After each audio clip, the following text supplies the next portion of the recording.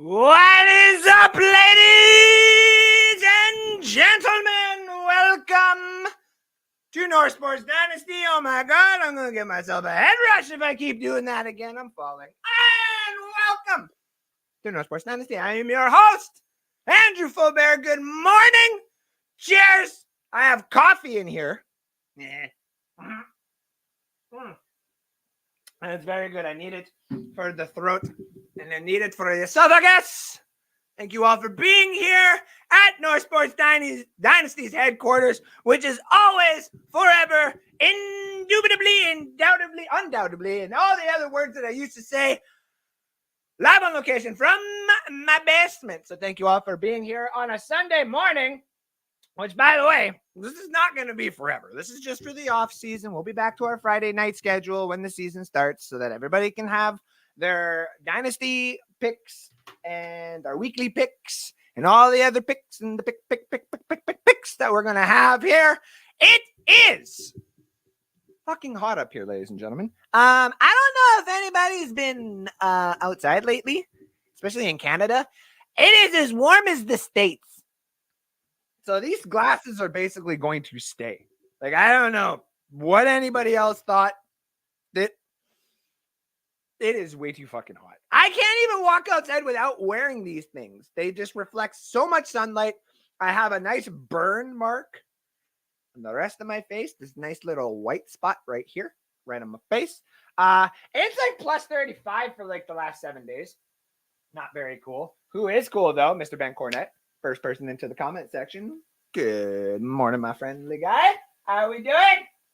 He lives in Vegas. And he's probably like, Andrew, it's like 120 degrees here. I'm only in Canada 5 degrees off. In America, it's like 20 degrees off. It still makes no sense. No sense. Though at the same time, too, I thought about this the other day. If we had it our way and we had to do the conversions of footballs and feet and stuff like that to the football field, and we had to do that whole conversion, it would look so ridiculous. I don't want no part of it. Anywho, how we doing? How we all been? We got a nice show for you today. Nice about hour-long show for me to introduce to you, entertain you all. I kind of got Ben's here. Ben, who do I look like right now with this on and with these glasses on? I can do the impression pretty good. And if you are there and you know what I look like right now, if you drop it into the comment section, I will do said impression for you all. I look very, I'm like, if I trimmed this, maybe, I don't know, how would I have to trim this down? This would have to be just like, I don't even know, maybe like, there we go. Nah, what is it? What is it? What is it? Pearl Jam. A 90s Pearl Jam stagehand. That is starred comment of the day so far. Close. If a certain WWE wrestler You know what I'm saying? If a certain WWE wrestler were to actually have a certain, yeah, you know what I mean? Where is it? There it is again. 90s Pearl Jam. That's freaking hilarious. So, behind me, as you guys can see there, is my season predictions 1.0. That's right, ladies and gentlemen. It is way too fucking early to have any type of predictions whatsoever. We don't have training camp. Everybody's healthy. We know that that's not going to be the case all the way through because no NFL season would be the case if everybody was healthy. It's never the case. If it was, the Tampa Bay Buccaneers would have more Super Bowls than ever. I'm just saying. But I digress. We have what we talked about last episode. If you haven't seen last episode, go to North Sports Dynasty on YouTube. Subscribe so you get the little ding every time we go live. And you can go check out all the past videos, including the first episode of this season where we talked about everything and how close, especially, a lot of these teams are. And I did get a little bit of flack when I said, you know, the Giants are not necessarily as far off from, say, the Chiefs as we think. And if you watch the whole show, you will understand what I meant by that. Whereas every team has, respectively, a lot of good talent, a lot of like utility weapons all over the place, and quarterbacks. Surprisingly enough, they took Daniel Jones with the 6th overall pick, and everybody still shits on him. The guy had like an 88-yard run before he tripped over his own feet and tore his own ACL. He did not tear his own ACL there, but we thought he did because he was going mad. He was just running ape shit. So you got to give props where it's due, okay? The Giants have talent. But when you start looking comparatively and you start looking at Hard Knocks, what are the Giants doing? I believe we touched base on it last week, and we really need to reiterate this week.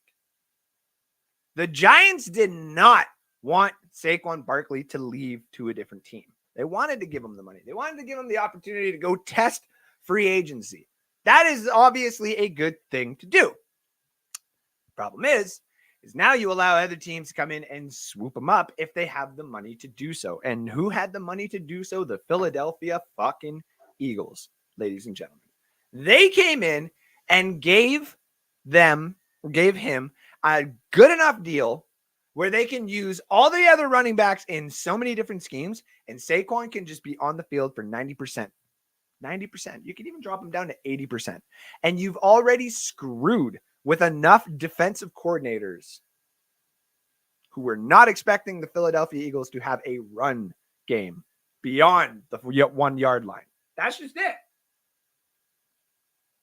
Saquon adds an element, and the Giants really screwed themselves up on that. And their owner, that drop of the head, and he shook it, and he was like, gonna have a hard time sleeping knowing that Saquon went to Philly. Yeah. You think? Be no different than, the Devin White situation as well for the us and, Tampa Bay Buccaneer fans. We don't like the fact that he went to Philly. We don't like the fact that he went to one of our rivals, but that is the nature of the game. If your ownership cannot get the guy paid, sometimes these guys are literally going to just leave and go to a team that they believe that they can win a championship with. Philadelphia is definitely one of those teams, as you'll see on our big board here, which they still call me big board, ladies and gentlemen, just to let you know. All right. I see Ben said something. Oh, right here. I'll be honest. I'm not a fan of the version of the offseason Hard Knock series. Just me. No, and I agree. Make or break year for Daniel Jones. I'll take the latter on this one. And I also agree, Ben. So I don't either. That put your GM, your owner, the other types of scouts around there, anybody who is in that locker room that's just been trending on Twitter for the last how many weeks is not good for the Giants. Brian Dable is really the only saving grace in there, and he's not even the best saving grace, really. Like, he's not. I mean, I love him because he's Canadian. I'll love almost anybody if they're Canadian, respectively. But I just don't know if, the ownership group is going to stay with him I think maybe the GM will kind of use him as a cop-out and be like, well, we're just not getting the best out of Daniel Jones or the wide receiver core or any of the other talent that's around him. You put an offensive line around him, which they also talk about. They're like, oh, we got this. But they also know that they got burned with the whole Singletary situation. So, like, fantasy football owners here, we all now see that, and we're like, okay, we've now sniffed out that. We know what's going on there. That's not even a question anymore. What are the Giants doing? What did the Giants sign themselves up for, to be honest? Besides utter failure this year. And to be honest, that is exactly where I have them ranked. So to begin our season prediction, I'm going to give everybody what they want right now. My first overall pick in the 2025 NFL draft goes to the New York Giants football team, which you don't have to call them a football team, but I have them with a 2-15 record. They are by far and beyond the worst record that I have. The other two teams that fall close behind are as followed. I have the New England Patriots at 4-13. I have Carolina at 4-13. And to give you some other teams there that I have in the lower spectrum, I think the other next one I have at 5-12, and Seattle at 6-11. Before we start getting into a lot of 7-10 and 8-9 squads to fill out the rest of that top 10. So let's get into it, ladies and gentlemen. Let's start talking about it. Welcome to the 2024-2025 NSD season prediction.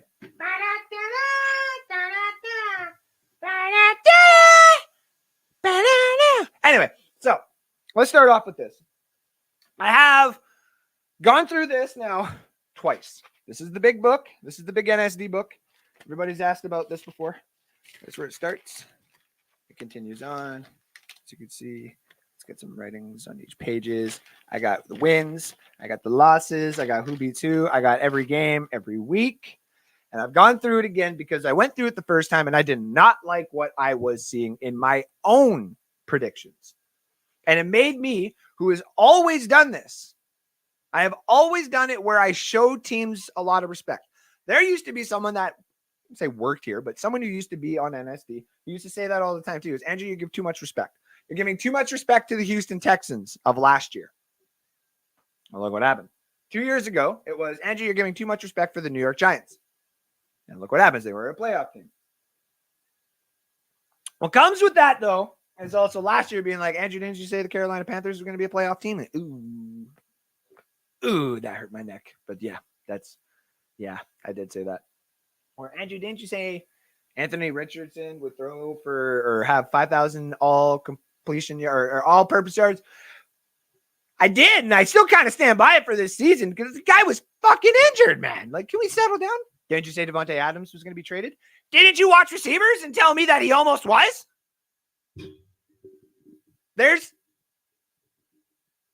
Being right and being wrong is not necessarily like what I do this for. I do this to entertain. I do this to show that through comedy and a little bit of knowledge, and as long as you pay attention to the thing that you love and you take influence from others, you can have big boards like this. You can have open discussions and you can criticize when need to be, but you can be open-minded when want to be. And that's the best part about me being here at NSD. I am open-minded to almost every opinion out there. Last year, the Houston Texans one was thrown in my face, and I took 2 wins off of them. I had them at 5-12 after I gave them a 7-10. And even then, I had the highest record here. And I screwed that up. We all screw it up. You know? It happens. Who had, what was it? Who was the team that missed out last year in the playoffs? There was a good team that missed out in the playoffs last year. And it was all due to injury. Cincinnati. Who had Cincinnati missing the playoffs, right? It happens. It's called football. What I said, I have the Giants 2-15. I agree with Ben. I'll take the latter. But we also wouldn't necessarily be surprised if they turned it around and went, say, 7-10, 8-9. I don't see them going 10-8. Honestly, I'm going 10-7 personally. If Daniel Jones became like the starting quarterback of the New York Giants all over again, and like fantasy football people were like, "Oh, look at that, my little waiver pickup of Daniel Jones want me to," I'd be pissed first of all because I ain't dealing with that kind of bullshit this year. I've put all my dice into NSD 5, and I'm winning that damn thing this year. So let's start it off. That the team with the best overall finish I have right now is the Philadelphia Eagles with 14-3. Not just the schedule, but what they added. They added really good pieces in the draft. They drafted really good last year as well. And now those players get another year under their belt to come in. Like Carter, right? Carter from Georgia and Baby Davis. Carter almost got an interception on a spike. And if you watch that highlight over and over again, the guy is a rookie. It almost worked, for crying out loud. It almost worked. And he was a rookie. He was a high projected rookie. He did some bad shit. And that happens as well. And welcome to football, where we forgive it all the time, whether it takes somebody's life or not. But what that guy almost did is take the life out of the game by intercepting the damn spike ball by Patrick Mahomes. He would have taken that ball and put it on a mantle, and that would have been the highlight of his damn career. Now, they got Saquon Barkley on the offensive side as a running back, which seemed to be the only issue they had after Miles Sanders left. And even when Miles Sanders was there, it does not seem like they utilized him properly. Not at all. And then on the flip side of it, you look at their defense. They added some very cheap, very good players for like value. Devin White on a 1-year deal to come in there. And if they got to play Tampa in the playoffs, that is not a matchup I would want, to be honest with you. This is not what I am looking forward to. Philadelphia is probably going to be the best team this year. What I've also seen through all this is you have a lot of teams that we think of as being the elite teams in this league who are going to start faltering on a regular season scale. It's not like the playoffs. They play differently for the playoffs, but we've seen the San Francisco 49ers go down to the Chicago Bears. To the Chicago Bears. We have seen, last year's Carolina Panthers steal games off of a couple of good squads as well. We have seen it happen during the regular season. We have seen teams who have been at the top have to go down to 5, 6, and 7 into the playoffs in order to make a run at it. We have seen this happen, and we are going to continue to see this happening. I got Philadelphia at 14-3. I have I keep forgetting these damn divisions. I should know them off by heart. I really should. It's not the East, right? Oh my God. NFL standings, please. So I got the NFC South.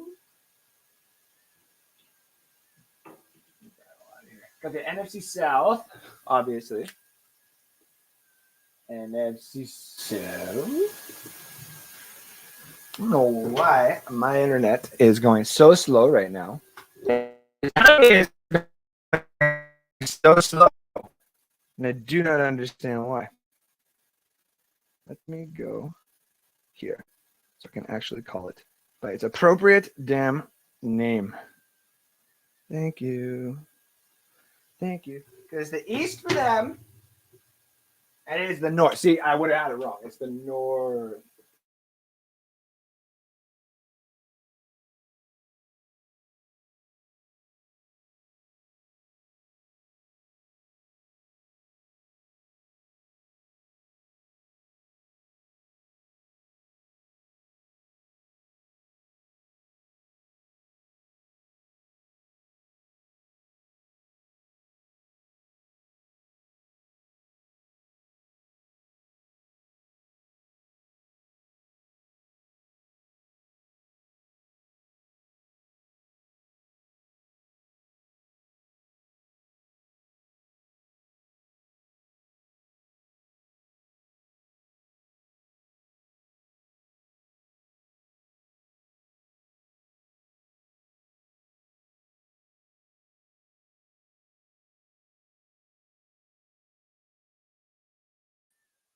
Oh, that's weird. I don't know what the heck happened there. Everybody give me 1 second. I'm going to take a quick commercial break and we'll be right back.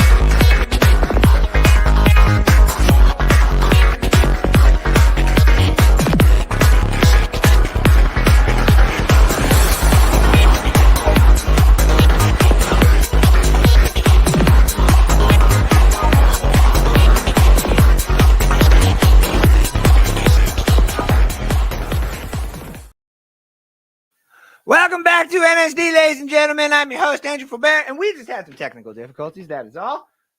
Some odd reason, my internet is being all messed up, or at least it was. So had to go flick off the breaker, the thing, to restart the internet. So I put everything on the mobile mode. So hopefully we can get through this enough. Anthony Handy, thank you, buddy. Thank you for tuning in. I can't even get your thing to show up on the screen right now. This is very weird. There you are, buddy. Hey, thank you for tuning in. Welcome to NSD, buddy. Yeah, so again, having a little bit of technical difficulties right now just with the internet. Is it all good on your guys' end, or do I cut out? That's the weird thing, because it literally kicked me out of StreamYard there for a second. And I'm getting the internet icon, and it keeps going, which is very, very weird. So we'll have to see here. Someone said it's beyond lagging out on YouTube and blurry as fuck. Damn. Okay, let me try a couple things here. All that out of the way. Let me see. Make sure everything else in the back. Everybody bear with me.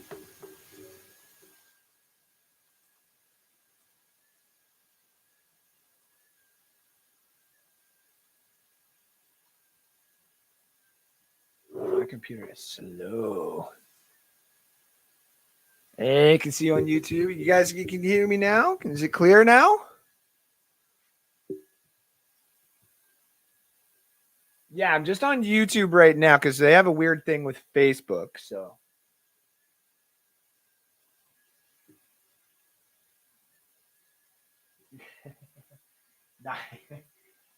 Marshall, nice. Macho Man is there. See, there it is. There it is. Look at Ben. I didn't even have to ask for it. It's right there. It's literally right there. Do I not look like Macho Man right now? I even said if someone dropped it into the comment section that I would do the impression. And I will do the impression if this is all looking good. Are we all looking good? We're looking a lot better? Okay. Got everything on mobile. Make sure everything's all good. Got everybody disconnected from the internet upstairs just in case, because I don't know what the heck is going on there. Oh, weird.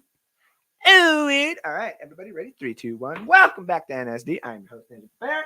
We had some technical difficulties, and it might still technically be going on. I'm not too sure, but I appreciate everybody being here. That's a star for Anthony. Let me see here. He said he's got nice. Okay, sound is good. Perfect. He went to hiding, emerged as a podcast host. Yeah. Oh yeah. If you would just get me a Slim Jim, yeah. Gene, they just rises to the top like the cream of the crop. Yeah. It's not about which way you fly with the birds, but which way the birds fly out of the sky. You know what I mean, Gene? The cream, Gene. you. There you go, ladies and gentlemen. I love Macho Man, by the way. I was doing that impression before I even knew who he actually was, and he slowly became one of my favorite wrestlers, not just because of the cocaine use either. It's a very major contribution to me loving that man, but still, there was many other reasons why I loved Macho Man Randy Savage. Beat Hulk Hogan. He did not lift up Andre the Giant because that was Hulk Hogan. And everybody, it was all Hulk Hogan this, Hulk Hogan that, and nobody liked him or Roddy Piper or any of those other guys and stuff like that. So like, we all got left with, and then just to let you know, you got. This is one of my favorite shirts. I could do a Hulk. I'm not going to do that because I have to rip a shirt if I'm doing it. I'm not doing that right now. But he did. He like ripped his shirt for like Trump and stuff, which is fine. Your political views are your political views. But I'm going to just let you know, Randy Savage fought in a steel cage with Spider-Man. I don't know if you can top that, technically. Okay? You can run for president and you can have Hulk Hogan be like, yeah, brother. I'm like, yeah, whatever.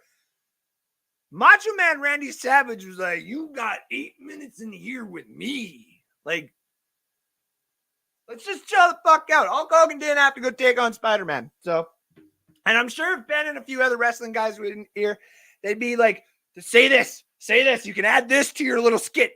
This is who else he beat and stuff. I don't know him that. I just know that he did the cream rises to the top, and the amount of cocaine that him and Hulk Hogan did could take out a small village. So, Anthony Haney said, clapping. Thank you. Well done. Thank you, sir. Hulk Hogan was. That's right. He was.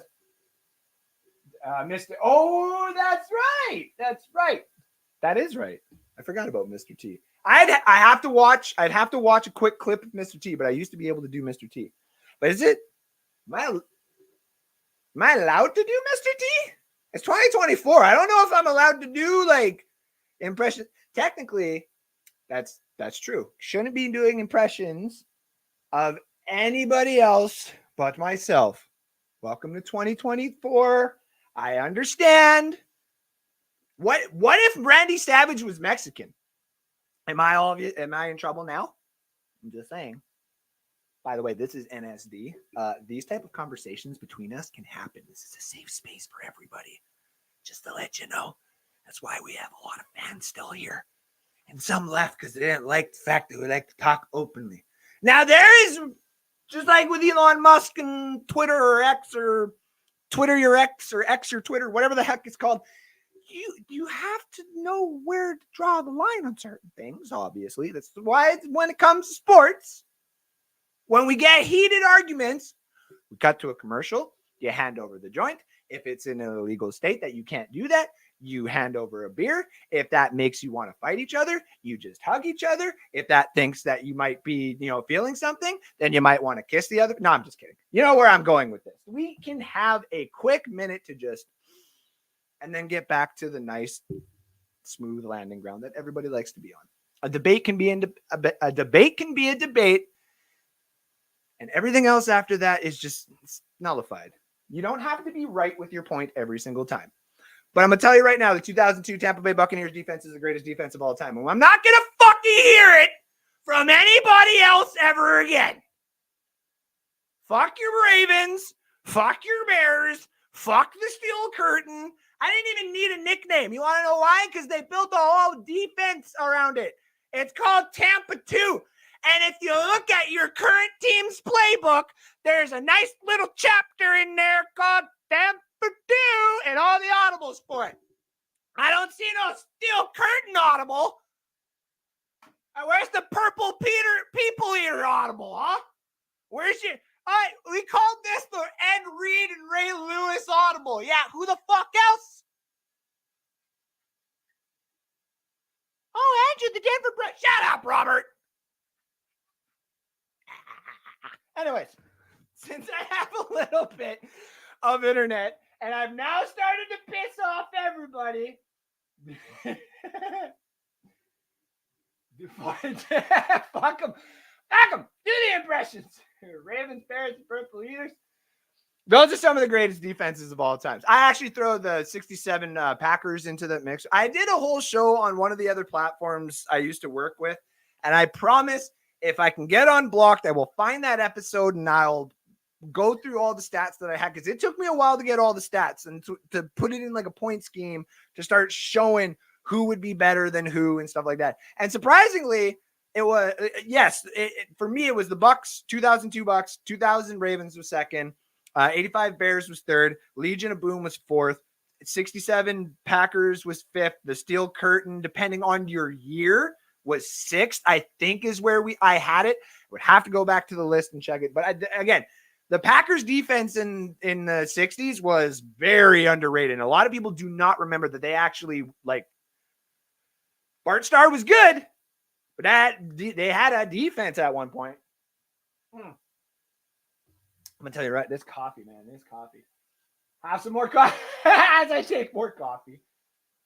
91 Skins. No, sir. No. I'm going to tell you, and this is respectable. Okay? Give me a second so I can at least praise your team for a second.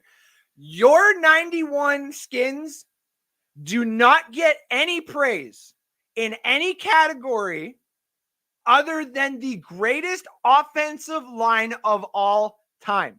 When you go through the history books and you start looking up the championship teams of each year and why they won championships, you start looking at the Steel Curtain because they won, with the defense and stuff like that, and the Terry Bradshaw and the Immaculate Receptions. And you start looking at the Cowboys and all that kind of stuff, and this, that, and everything else. You look at what I say with the Tampa Bay Buccaneers. They won. Why? Because of the defense, right? The Colts with the Peyton Manning stuff, whatever you want to call it. The 91 Skins, and we're even going to call it the Redskins, because I'm going to start saying it because it's starting to sound like there's, you know what I'm saying? This is a safe space, okay? Anyway, the Washington Redskins of 91 had the greatest offensive line of all time. And I'm going to say, respectively, you could have put in a 17-year-old grad student who only knew the damn playbook, didn't even know how to throw the ball past 5 yards. They still would have gotten to the Super Bowl, still would have done a good job. Why? Not a single person was touching that quarterback. And that quarterback's name is skipping my head, but he was a Tampa Bay Buccaneer. The Washington Redskins of 91 had the greatest offensive line of all time. That is what you get. You do not get defense of all time. Or you stick to one category, my friend. Then you got to go add attitude, era. Yeah. College is a little different, though, because just saying. The Over the Hill Gang in Dallas, yep. Sean didn't have to walk. Thank you. Sorry, I'm still thinking of this board right here. So I knew it was Doug Williams. Yes, it's Doug Williams. Okay, don't yell at me. I'm sorry. Did he actually? It is official? Wow. So it is.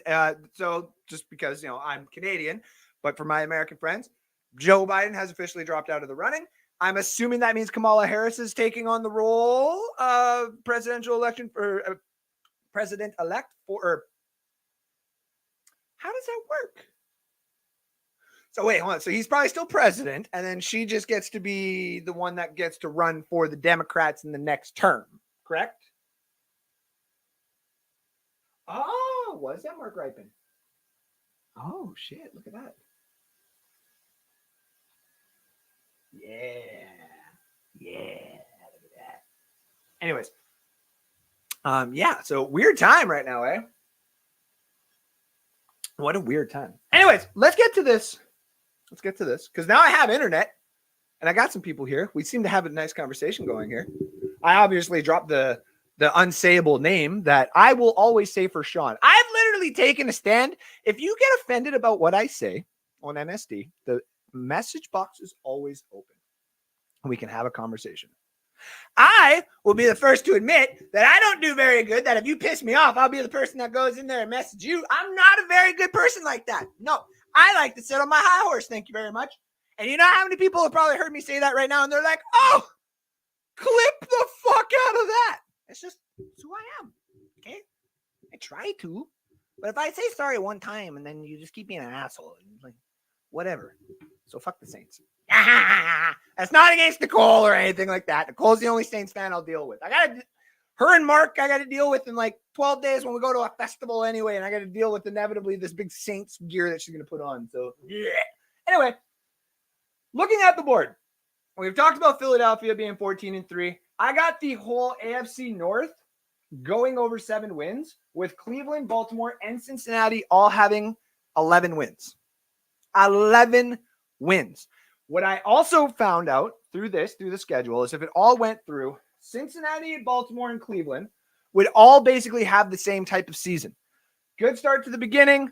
Around the 2 middle parts of your season, depending on what side of it you would want to take, they're going to start having their slumps. A 500 and an under 500, and then start winning games towards the end of the season in order to get that bump into the playoffs. The South, though, this is where it becomes fun. I have been prepping and hyping the Tennessee Titans ever since the new head coach came in and these random trades happened and the signings that they've been being able to pull off. And not only that, the drafting that they've done. They've got a decent O-line going on now. They've got protection for Will Levis. That's just the question mark now. Is Will Levis good enough? And to top it all off, if he is good enough, Will Levis is on a rookie deal, and when he gets paid, he might ask for a lot, but he's a second rounder. So therefore, they can tender him a little bit under the market value if they would like. And if he doesn't do good, they will start stacking that team where they can go to the draft and either get a quarterback, or they can pull the Tampa Bay Buccaneers or the New York Jets of the last couple of years and go after one of these aging quarterbacks who are going to inevitably be thrown away from their own team. Because some teams seem like they want to be waiting for them. The West, Kansas City Chiefs 10-7. Might catch some heat for that. But if they're going for a dynasty, that means every single week that they play, people are going to be at them. They are going to try and steal wins through and through. Jim Harbs is now in their division. That's an extra 1 or 2 losses to that Kansas City Chiefs team. They are not sweeping the Chargers. You're not sweeping the Raiders. You have an opportunity to sweep the Broncos, but the Broncos are still such a good team of coaching. They don't have the pieces, but coaching is still that question mark that we always talked about, and we talked about in the first episode of the season. If you have a good coach, so long as you have a couple of pieces, they can make it work on a random Sunday for you. And I can almost guarantee you that in this division, the Broncos are circling every single time they got to play the Chiefs. Every single time. Okay? 10-7 is what I got for them. Let's move over to the NFC, where I am going to catch some slack. Obviously, I have Philadelphia at 14-3. I have the Dallas Cowboys at 11-6. Rest of their division, sorry, Sean, I got Washington with 4-13. The Giants with 2-15. Washington, though, here's where it becomes fun. I am predicting right now a B-style rated Lamar Jackson. And I think what Washington is going to realize is some of the pieces that they have in-house are not necessarily going to fit the scheme that they have. AKA Scary Terry is probably going to be on that chopping block come week 8. There is a second-round pick out there somewhere that someone is going to be willing to utilize and dangle to take up that cap hit and the rest of that contract for the year, maybe cut him at the end of it. But I can see Terry going somewhere else so that they can go into the draft next year and go after one of these other wide receivers that they probably would like to have with Jahan Dotson. They are a pretty damn good team across the board, with, paper being the team I'm talking about. It's a paper team right now. But I think Jaden Daniels is going to start being a mobile style quarterback. He's got Cliff there, who's probably going to start getting them open a little bit more. So give Washington another year, give them a top 5 pick, and let's see what they can do after that with possibly a new name change coming in. Who knows? In the North, I got Green Bay taking it only because of the win losses and the points. Green Bay takes the division, which leads the Detroit Lions on a tear at the end of the season because they have to basically win out to get in, which is what they do. Yes, I am going to start hyping up Kyle and Anthony and everybody else's Atlanta Falcons here. Let's talk about it for a second. Atlanta has a way out, I guess you can say, by being the laughing stock of the NFL for the first 5 weeks, where everybody could be like, oh, look at all that money. And Kirk Cousins and the draft pick of Michael Penix. It does seem like it is inevitable that we are going to see a change in quarterback. No. Whether you start 2-3, 1-4, or you flip that up and you go 3-2, 4-1. The possibilities are endless this year for the Atlanta Falcons due to their schedule. It's not necessarily as hard as everybody thinks, and they are going to be one of those teams. They have been one of those teams who are able to steal a couple of games here and there in the midst of the season when people have already called them out.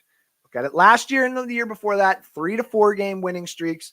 It's just when the games became important is when they started losing. Now that you got a brand new head coach, you actually have a quarterback there. The Atlanta Falcons are probably actually going to do something this year, and I'm not a fan of it because they're probably going to go run through the South. Got Tampa Bay at 9-8. I got the Saints at 8-9.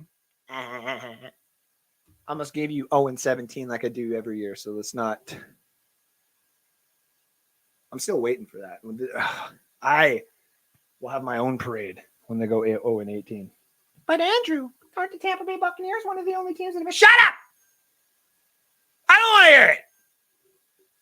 Anyway, so let's go to the West. San Francisco will take the division at 10-7, and this is what I'm talking about. That division with the new coach in Seattle is probably going to steal one off of San Francisco. Kyler is back, and they have a wide receiver, and they have a good coaching, even though I'm not a fan of that, but I digress. Kyler is still a good fucking quarterback. That's another game off of San Francisco. The Rams are still not to be fucked with. We'll probably also steal a game off of the 49ers. Those are 3 games right there. They could have gone 13-4, but I'm giving them 10-7 because I'm giving them each another loss to the division rivals.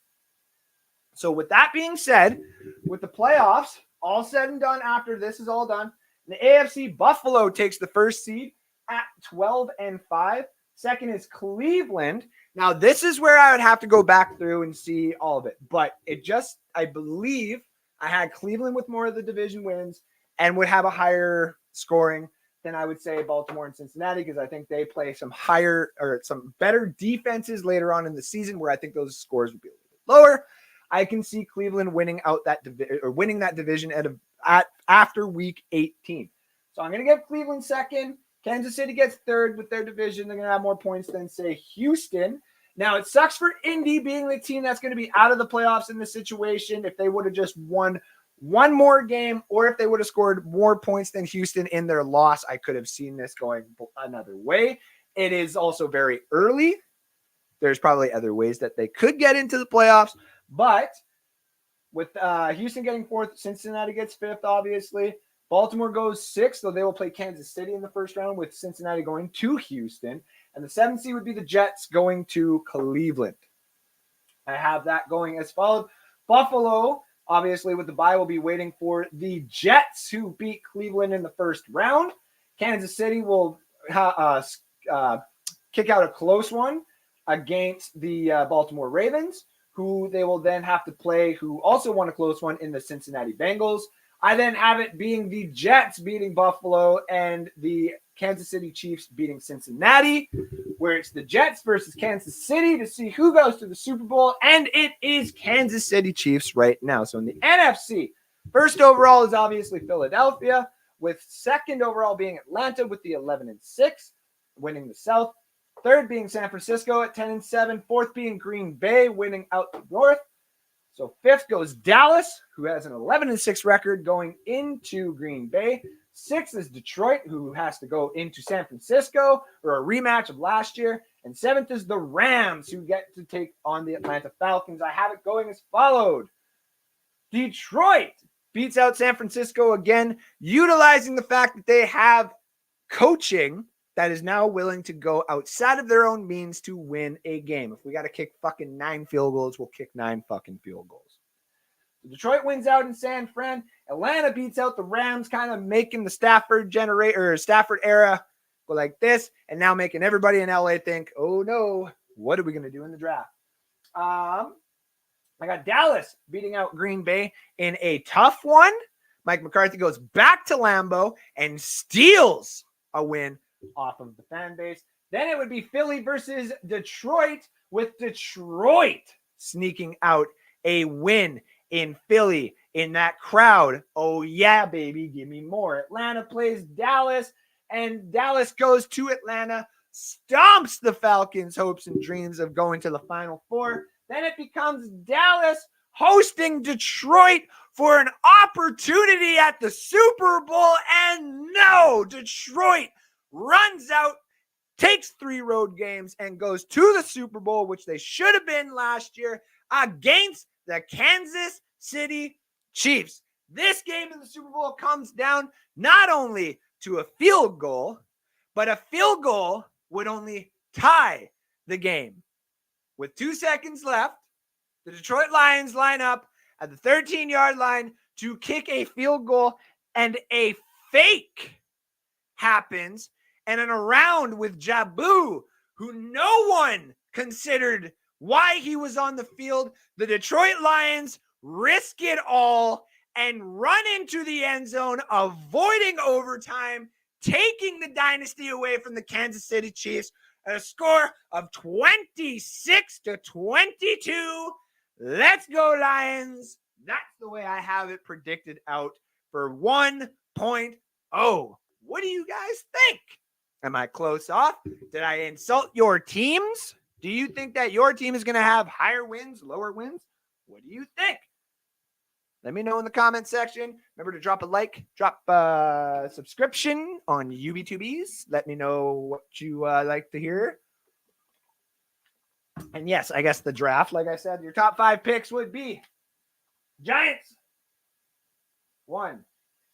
I'm going to go Carolina, 2. New England, 3. That would then be Washington, 4th. Denver, 5th. And then after that, it's a crapshoot. Who did I have with 6? So Seattle would be 6th. We'll do 6th there. We'll go Seattle. And then who does everybody pick as of right now? No risk it, no biscuit. I like that. Thank you. Maybe my entire bunch doesn't copy. So the Giants, obviously, with the first overall pick, will take their quarterback that they want.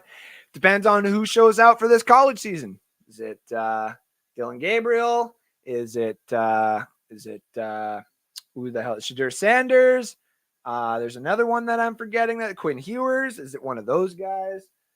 Carolina doesn't need a quarterback, but I can easily see Carolina using this as leverage if they had the second overall pick to trade back with someone. Let's say the Giants take Dylan Gabriel from Oregon. Record 4-13 right now. If you missed it, like I said earlier too, great games across the board. You start having some wins early, falters off at the end, and it's just ownership wanting a good pick, saying, hey, utilize Jaden when you can. Let's not do anything too crazy. Trade Terry at the trade deadline, probably get a second rounder, keep the rebuild going, and, go from there. So I got 4-13 right now. Obviously subject to change. This is only 1.0. If the Giants don't take Shadur, this is where it becomes interesting. Carolina has that second overall pick. He's not going to Carolina. Obviously, they got Bryce Young. They're probably still going to run with Bryce Young. That's why Canales is there. But now you can actually dictate where he goes. So let's say he wants to go to Dallas. Let's say Dallas didn't like going to the Final Four and says Prescott's gone and McCarthy's gone, which I don't see happening. But even if they say Prescott's gone and they keep McCarthy, you don't think that Dallas wouldn't be offering something there? You don't think that any of these other teams that he's been talking about going to would start offering something for that second overall pick? I'd like to think so. The third overall pick, though, Luther Burden goes to New England. Let's just chalk that in. Let's give Drake May the utmost talent he could possibly ask for. Now, of course, New England could probably grab Banks here or the LSU tackle. That could be another big one. Washington with the 4th overall pick. Hear me out. Travis Hunter. Because he's not Shadur. He's not going to be dictated by his dad where he's going to go. But I have said that Travis needs to go to a team that would be able to utilize his skill set in an appropriate way. Now, I did not say that this team would necessarily have to be a good team, that there would just have to be pieces in place in order for the success and utilization of his skills to get good, to be used. And if you are the Washington Commanders and you want a little swag in that locker room, Travis could be very interesting. Very interesting. He says, love it. I'm glad you like that. So then 5th year, Denver. This can go across. You can grab a lineman. They can grab an edge rusher. They can really grab anything from here. Trade back's another option. Seattle at 6, though. Next quarterback available. That's probably what would end up happening. Geno Smith's contract is going to be on a 1 year after that. You might as well consider the new head coach wanting his new quarterback, gives him time. So that's probably where I can see that happening. That could also be like the Anthony Richardson type pick where everybody doesn't necessarily see what quarterback they're going to pick. And it could be somewhat of a project. It could be Connor Weigman. They could just say, fuck it. We're going to go for a pocket passer, someone that would fit this scheme right away for Mike McDonald's system. If they like another quarterback already later on or in free agency, if Dak got thrown out and he wanted to go to Seattle, you can go for an edge rusher here. You can start utilizing more on the defensive side. So that's basically what I can see this top 6 being right now. I'd have to go through this and give you the other 4 for the top 10 and obviously the rest of the teams, and then we'd have to all the prospect list. But I only had so much time this morning. I had a busy day yesterday. I was folding laundry out my ass, making sure that the house is nice and clean. It is hot here, ladies and gentlemen. I stay in my basement. My kids are right now in a pool or something like that outside. And I went in there yesterday. I just dove in and I was freezing for like 3 seconds and I got out. And my skin was like, why are we doing this? Why are we here? We live in Canada, my guy. My dude. I thought And that's what I thought. Can we just buy Turks and Caicos already? I would like to do a sports show from the Caribbean and watch hockey in Caribbean. That'd be kind of fun. I'd deal with hurricanes. I'd deal with it. I would just go under in the sand and stuff. So that would be me. Speaking of which, ladies and gentlemen, so next week, technically this week, because if you are a religious folk, Sunday is the start of the week. So shout out to all my people who are out on Sunday.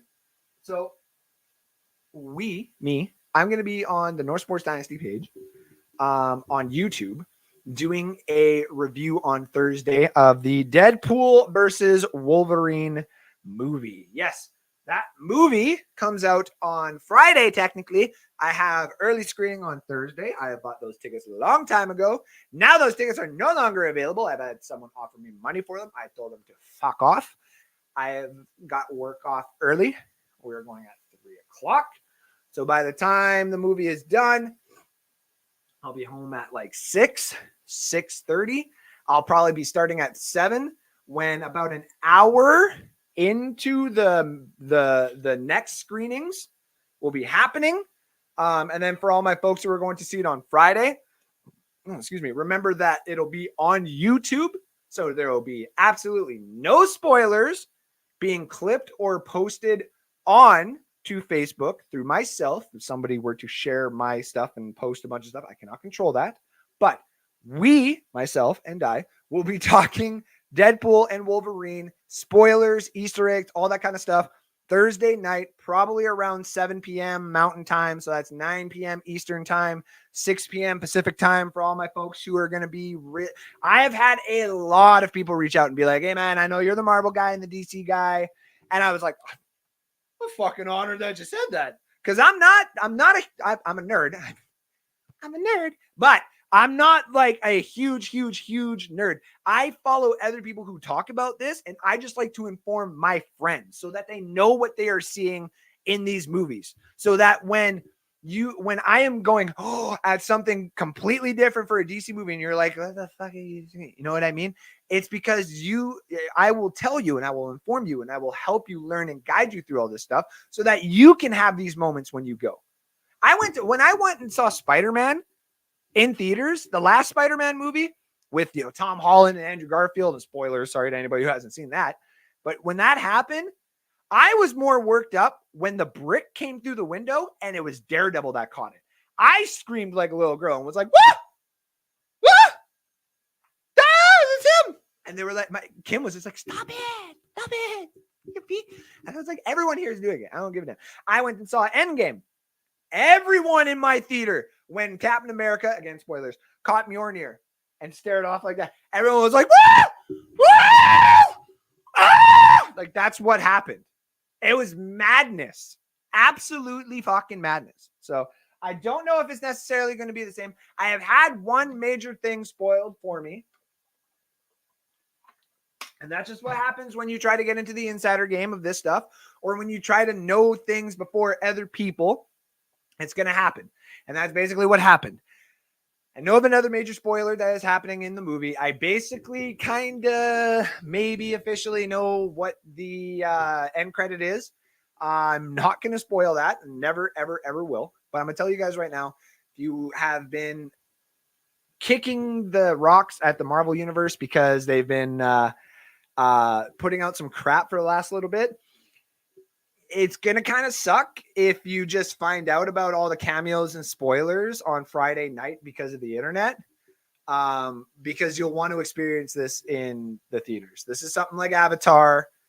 This is something like Blair Witch, Star Wars back in the day. Like, everyone's going to talk about this movie respectively. Now, obviously, I haven't seen the way that it's cut and shot, so that can put a damper respectively on how this movie is going to go. But the cameos and the end credit, I think, are really going to, if you're a Marvel fan through and through, or like these movies and like the characters and stuff like that, I do think you're going to love what's happening. So get ready for all that spoilery stuff that's going to be happening on Thursday. If you do not want it ruined, do not watch it. Please, for the love of God, I do not want to be the person that spoils this shit for you. If you don't care, please join me. I would love nothing more than to ruin it for you or tell you what's going on. I'm a storyteller. I like to do that. So I'd have no issues with that whatsoever.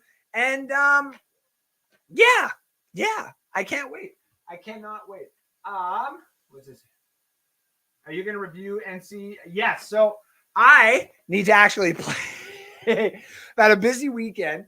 I put it on yesterday. I went to go start up my Dynasty. There was a couple things where I was like, let me go figure this out. I wanted to adjust the conferences the way that they were before, where it's just like 4 people go in and all the divisions and stuff. But I don't know like if I'm doing it properly. So I was just going to double check that. But yes, next week I will definitely have a full review. And thank you for reminding me, Sean. If you guys are playing college football, go check out my first team that I've done. I'm working on my second team right now. Go check out the Toronto University, the Varsity Blues. It's under Foobs 77. So if you type in Foobs 77 or even Toronto University, look for Foobs 77 as the guy. So yesterday when I looked, it was under 24 hours, and I'm proud of it. Kim, actually, it was like, oh, wow. I had 26 downloads in under 24 hours. And it was the 3rd most downloaded Toronto University. So that made me feel really fucking good. I haven't seen what it is today. I'm assuming if it's over 40, I'm going to be happy. That would be kind of a cool thing. Anything more than that, that's where I start getting scared, because then attention starts coming to me and I'm like, oh crap, then I got to start putting out more good teams. So remember, if you're one of those peeps that have hollered at me for a team, your team's coming in. If you are a person who wants a team built for you, all you got to do is message me. Give me as much information about your team as possible that you would like before I save it and upload it. Obviously, I will show you all the things that are there. If you want me to change anything, so on and so forth. And remember, you got to have PlayStation or Microsoft, the monthly subscription, in order to play with the downloaded teams. I found that out the hard way, and it just is what it is. My time is now done. I got to get out of here. Nope, keep them Hurricanes. I grew up on the southeast coast of the U.S., and we had to duck and cover every late summer come hurricane season. No, that's fair. That is fair. I still got to win some more bets to get the game. Till then, just 10-hour trial I can play. And that's true. Let's hope that we get some of this Brickyard money today, buddy. Thank you again for reminding me this morning. I saw the group chat go off and I was like, shit, I got to get these bets in. So if you're in the group chat for gambling, remember that the NASCAR bets are in. We're on a heater, as Robbie pointed out, for the last few weeks. So let's hop on that. And if you want to be in the group chat, message me. We'll get you in there. It's just for gambling. We talk a couple little other things here and there, but it's really just more for gambling, sports gambling, helping each other out. All of our new peeps, we do the sportsbook thing for each other. So I can't remember who's next, but when we get another person into the group chat, then another person gets the reward system and so on and so forth. So we keep it all like a nice friendly group. It's amazing. I love that group.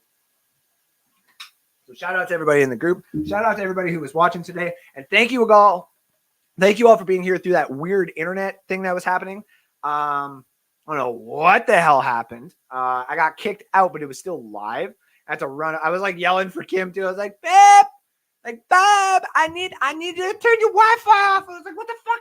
Why can't you hear me? AC is going on because it's really hot and stuff like that. So shout out to her for being such a great fiance of mine. Really got to change that name here soon. Gotta win some more money in the gambling chat so we can have a big old wedding. Anyway, ladies and gentlemen, thank you all again for being here. Shout out to you all for being here for the 1.0 season prediction. Season 2 or prediction 2.0 will happen in the middle of August. That'll be like the big one. And then we have the 3.0, which is kind of just go over any of the major injuries that happened. 2.0 is basically usually the finished project unless there's major injuries. So look for that in the middle of August. We also will have the next 5 inductees to the Hall of Awesome in 2 more episodes. We did it the 1. Oh my goddamn. We did it the 1. We got our first 5 in. I will have a post actually of who the first 5 are. It's Michael Vick, Deshaun Jackson, Phillip Rivers, Percy Harvin, and Le'Veon Bell. We got the next 5 going in. 3 of them were voted on from you guys on NSD page. 2 others are people that we did not actually talk about at all. None whatsoever. And it feels insulting that they're not actually on this list and already in our Hall of Awesome. So those 2 peeps, we will have 2 more episodes from now. We got 1 more next week, which would be a little bit more fantasy football updates on some training camp stuff. Then the episode after that, we'll have the Hall of Awesome inductees and some more fun stuff here at NSD. Thank you all again for being here. Redemption Day, bro. Got to win back them losses today. Good stuff, man. Thank you all again. I cannot thank you all enough for being here. You make NSD go round. Shout out to you all. Shout out to the hot weather here in Canada. Can it fucking end, please? And we will be back next Sunday with more North Sports Dynasty. Ta-ta for now.